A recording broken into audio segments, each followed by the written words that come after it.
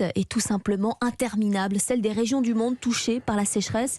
L'Europe, bien sûr, mais aussi l'Afrique, les États-Unis et la Chine qui traversent une canicule inédite. Oui, au point de menacer les récoltes et la sécurité alimentaire de ce géant d'Asie. À Pékin, la correspondance de Sébastien Le Belzic pour Europe 1. Le fleuve bleu est à sec. Le Yangtze, troisième plus grand fleuve du monde, traverse la Chine sur plus de 6000 km et alimente les vastes plaines du centre, grenier à céréales du pays. Une sécheresse historique avec des conséquences dramatiques pour l'agriculture.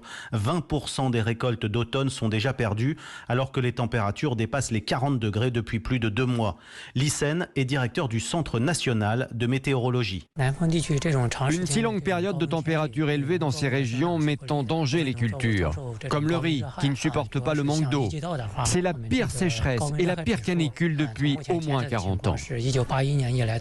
Le riz, mais aussi le maïs et le soja, des céréales que l'on trouve dans les assiettes de tous les Chinois, mais qui cette année vont cruellement manquer. Ce coup de chaleur s'ajoute aux restrictions sanitaires liées au Covid, qui ont déjà retardé les semences au printemps. La sécurité alimentaire est un sujet sensible en Chine, car le pays a dans son histoire été frappé par des épisodes de famine meurtrière. De mauvaises récoltes risquent d'accroître les importations du pays, au moment où l'offre de céréales est déjà mise à mal par la guerre en Ukraine. Pékin, Sébastien Le Belzic, Europe 1.